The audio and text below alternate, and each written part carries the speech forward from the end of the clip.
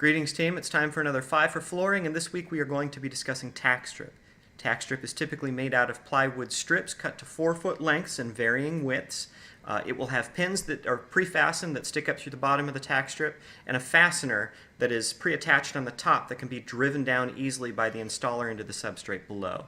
Installers will place tack strip around the edge of a room, they'll cut the carpet to the size of the room, and then they'll pull that carpet tight and stretch it and set it down over the tacks that stick up. This keeps tension on the carpet and prevents the carpet from kind of bubbling up in the center of the room. As you've been out selling, you've probably noticed that there are a lot of different flavors of tack strip, a lot of different types.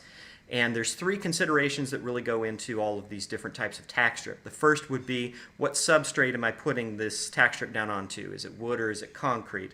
How thick is the carpet that I'm stretching, or how heavy is the backing of the carpet that I'm stretching in the room? And then the third would be, how long of a stretch am I making? What's the overall size of the room? And the rule of thumb is, the longer the stretch or the bigger the room, the wider the tack strip. If you've looked at the Merit Pro tack strip that we sell, you'll notice that it's marked wood or concrete. This refers to the substrate that the tack strip is going into. The wood tack strip will typically have a 7/8 or 1 inch long ring shank nail that's pre-fastened that can be driven down easily into the subfloor. And then the concrete will have a concrete pin. This is a shorter, heavier gauge pin. It's much harder and it's made to drive down into concrete. There's also a third type of tack strip that doesn't have any fasteners attached to it. And this will typically be used over materials like tile, where it's too brittle and a concrete nail would actually shatter that tile. And sometimes even certain types of concrete will be too hard to drive a concrete nail down into. In these cases, they'll use an adhesive like a super strong hot melt glue gun, or a moisture cure urethane that's applied out of a caulk gun tube. They'll wait for it to cure and then they can stretch that carpet down in the room again. The next consideration would be the width of the tack strip. Typically the product bought at the big boxes is a lower quality product.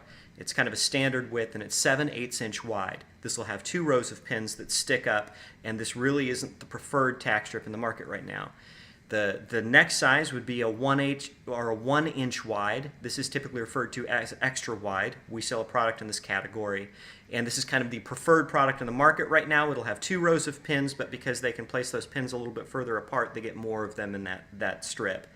The third type would be tri-tack, and as the name suggests, there's 3 rows of pins. They're able to do this because the product is 1.25 inches wide, and there's a lot more pins on the product. Some of the newer carpets that are being produced have a heavier back, and the manufacturers recommend the use of tri-tack in order to get a good stretch on that carpet.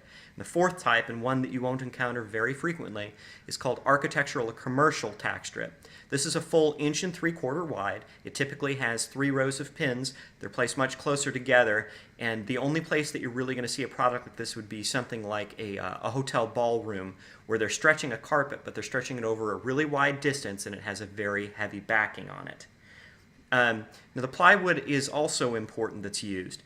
Typically the cheaper tack strips will have a 3-ply plywood. Sometimes one of those layers will be a softwood. And this is an issue because if you use fewer plies of plywood and you pull that strip out, it'll cup and warp and it won't be straight.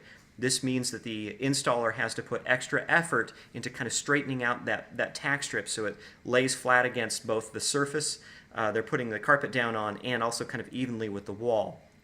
The product that we sell is a 5-ply hardwood tack strip. Now 5 plies are of course preferable because you'll have a straighter piece of wood. The other thing that's nice about the more plies in a hardwood tack strip is it won't drop the nails. And as the 3-ply product dries out, a lot of times what will happen is the pins or the fasteners will fall out of that product. If you go to one of the boxes and grab an old box of tack strip and flip it over real quickly, it'll sound kind of like one of those rain sticks that were really popular in the 80s. It'll just tink, tink, tink, tink all the way down, kind of like a Plinko machine.